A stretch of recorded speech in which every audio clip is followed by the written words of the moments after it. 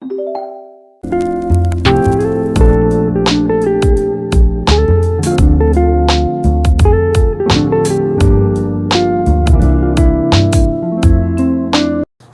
দর্শক মণ্ডলী, আপনারা যে যেখান থেকে আমার ভিডিওটি দেখছেন সবাইকে জানাচ্ছি শুভেচ্ছা।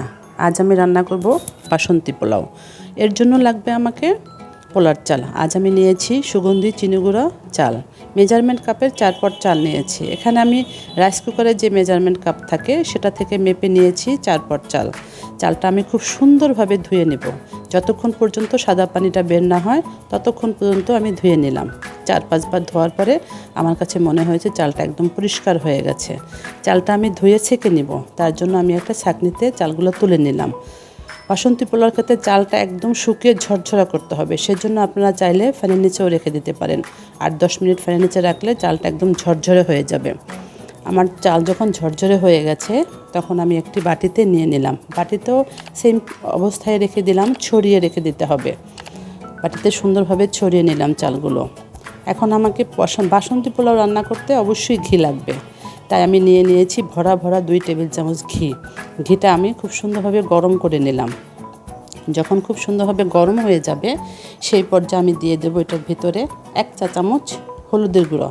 হলুদের গুঁড়োটা এভাবে দিলে এর কালারটা খুবই সুন্দর আসে, তাই আমি খুব সুন্দরভাবে এটার সাথে হলুদের গুঁড়োগুলো মিশিয়ে নিলাম। যখন খুব সুন্দর একটা ফ্লেভার আসবে সেই পর্যায়ে আমি তুলে নিয়ে হালকা ঠান্ডা করে ওই মিশ্রণটি দিয়ে দিলাম চালের ভিতরে। চালের ভিতরে সবটুকু মিশ্রণ দিয়ে দিয়েছি। আর দিতে হবে আমাকে 1 চা চামচ আদা বাটা। আদা বাটা একটু বেশিই লাগবে। এবারে সব কিছু মিশিয়ে নেবার পালা, কিন্তু চামচ দিয়ে মিশিয়ে আমার ভালো লাগেনি, তাই চামচটা রেখে আমি হাত দিয়ে মিশিয়ে নিয়েছি। সুন্দরভাবে হাত দিয়ে মিশিয়ে নিতে হবে। আপনারা যারা এখনও বাসন্তী পোলাও ট্রাই করেননি, আশা করছি আজকে আমার ভিডিওটা দেখার পরে অবশ্যই ট্রাই করবেন এবং সবাই কি বলে আমাকে জানাবেন। আমার সব কিছু মিশিয়ে নেওয়ার পালা, এবার রান্না করতে হবে। রান্নার জন্য আমি নিয়েছি একটি প্যানে দিয়েছি 2 চা চামচ তেল, আর দিলাম 1 চা চামচ ঘি। এখানে সবটুকুই ঘি দেওয়া যাবে, তবে আমি একটু তেল ব্যবহার করেছি। তেলটা যখন মিশে যাবে, ঘি আর তেল যখন মিশে যাবে সেই অবস্থায় আমাকে দিতে হবে এর সাথে কিছু মশলা। আপনারা যারা আমার রান্না দেখছেন কিন্তু আমার চ্যানেলটি এখনও সাবস্ক্রাইব করেননি, তারা প্লিজ আমার চ্যানেলটি সাবস্ক্রাইব করে দিবেন। যদি আমার ভিডিওগুলো ভালো লাগে তাহলে লাইক কমেন্ট শেয়ার করে আমার সাথেই থাকবেন। আমি গরম মশলার মধ্যে দিয়েছি 2টা তেজপাতা, 4টা লং, 4টা এলাচ। এলাচটা আমি থেতো করে দিয়েছি। 3-4 টুকরো দারচিনি, আর দিলাম 6-7টা গোলমরিচ। এগুলো সব কিছু খুব সুন্দর করে ভেজে নিতে হবে। ভেজে নেওয়ার পরে এক পর্যায়ে আমি দিয়ে দিয়েছি 1 মুঠ কাজু বাদাম। কাজু বাদাম এখানে সর্বমোট 20-22টা হবে। আমি এগুলো মাঝখানে খুলে দিয়েছি। আপনারা ইচ্ছা করলে আস্তেও দিতে পারেন, তবে আমি খুলে দিয়েছি। কাজু বাদাম সব কিছু সুন্দরভাবে মিশিয়ে নেওয়ার পরে আমি সেম পরিমাণে দিয়ে দিলাম কিশমিশ, অর্থাৎ 1 মুঠ পরিমাণে কিশমিশ দিয়ে দিলাম। কিশমিশটা দেওয়ার পরে খুব সুন্দরভাবে সব কিছু ভেজে নিতে হবে, খুবই সুন্দর ভেজে নিতে হবে। এটা যখন ভাজার পরে সুন্দর একটা ফ্লেভার বের হবে সেই অবস্থায় আমাকে দিয়ে দিতে হবে সেই চালগুলো দিয়ে দেওয়ার পরে আমাকে ভাজতে হবে। এখানে একটি কথা, আমরা নর্মালি সাদা পোলাও করতে গেলে কি হয় 2 মিনিট 3 মিনিট ভেজে নিয়ে আমরা পানি দিয়ে দিই, কিন্তু বাসন্তী পোলাওর ক্ষেত্রে এখানে চালটা বেশ কিছুক্ষণ ভাজতে হবে, অর্থাৎ 5 থেকে 6 মিনিট ভাজতেই হবে, যতক্ষণ পর্যন্ত ভাজার একটা শব্দ অথবা ভাজার একটা ফ্লেভার না আসে ততক্ষণ পর্যন্ত ভাজতেই হবে। তাই আমিও 6-7 মিনিট চালটা খুব সুন্দরভাবে ভেজে নিয়েছি। ভেজে নেওয়া হয়ে গেলে আমি গরম পানি মিক্সড করব। এক্ষেত্রে আমি বলে রাখি, আমি যেহেতু যারা নতুন রাঁধুনি আছেন তাদের জন্য বলে রাখছি যে আমি যেহেতু 4 পট চাল নিয়েছি তাই আমি দিয়ে দিব 8 পট পানি। মাঝখানে আমি কাঁচামরিচ দিয়েছি, বলতে ভুলে গেছি। 8 পট পানি। তাতে কি হবে, আপনাকে টেনশন করতে হবে না ভাতটা আমার শক্ত হবে কি নরম হবে।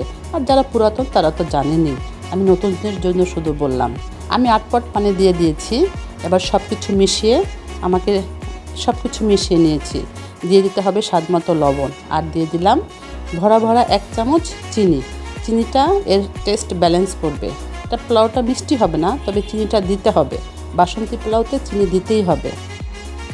যখন সব কিছু দেওয়া হয়ে যাবে সেই পর্যায়ে আমাকে খুব সুন্দরভাবে মিশিয়ে নিতে হবে। সব কিছু মিশিয়ে নেওয়ার পর আমি ঢাকনা দিয়ে ঢেকে দিব 10 থেকে 12 মিনিট। 10 থেকে 12 মিনিট পরে আমাকে ফিরে আসতে হবে। আমি যখন 12 থেকে 13 মিনিট পরে যখন ফিরে আসছি তখন দেখলাম মশলাগুলো সব সাইডে চলে গেছে।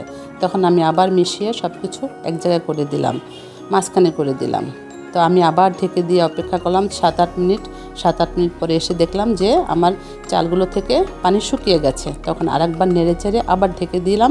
এখন এ পর্যায়ে আমাকে 6-7 মিনিট অপেক্ষা করতে হচ্ছে, কিন্তু চুলার জালটা ছিল মিডিয়ামে। এখন আমি 4টা কাঁচামরিচ দিয়ে দিলাম। কাঁচামরিচগুলো আমি আস্তেই দিয়ে দিলাম, তাতে পোলাওর ভিতরে খুব সুন্দর একটা ফ্লেভার ক্রিয়েট করবে। এ পর্যায়ে দমে রেখেছিলাম আমি প্রায় 10-15 মিনিট। 10-15 মিনিট পরে ফিরে এসে দেখলাম আমার একদম পোলাও রান্না শেষ। খুবই সুন্দর ঝরঝরে হয়েছে, সফট হয়েছে। আপনারা অবশ্যই বাসায় ট্রাই করবেন। এত সুন্দর পোলাও রান্না করলাম আর সেটা সার্ভ করে দেখাবো না, তা তো হয় না। আমি একটু সার্ভ করছি। 2টো কাজু বাদাম নিয়েছি, নিলাম একটা কাঁচামরিচ, নিলাম একটা কিশমিশ, সাথে নিলাম কাঁচামরিচ। এখন আমি খুব সুন্দরভাবে পোলাওগুলো তুলে নিব। পোলাওগুলো একটু চেপে চেপে তুলতে হবে যাতে ভিতরে কোনো ফাঁকা না থাকে। আমি খুব সুন্দরভাবে পোলাওগুলো তুলে নিয়ে একটু চেপে চেপে নিয়েছি আর উপরটা একদম সমান করে দিলাম। যে প্লেটে সার্ভ করব সেই প্লেটে বাটিটা আস্তে করে দিয়ে খুব হালকা হাতে তুলে নিলাম। দেখুন কত সুন্দর লাগছে। পোলাও খাবো তো সাথে কিছু থাকবে না, তা তো হয় না। নিয়ে নিলাম একটা ইলিশ মাছ ভাজা, একটা পটল, চিকেন ছাড়া তো চলবে না। নিয়ে নিলাম 2 পিস চিকেন, চিকেনের সাথে অল্প গ্রেভি। ব্যাস, আমার বাসন্তী পোলাও রান্না শেষ। অবশ্যই আপনাদের ভালো লাগবে, একবার ট্রাই করবেন। এতক্ষণ আমার সাথে থাকার জন্য সবাইকে ধন্যবাদ। আল্লাহ হাফেজ।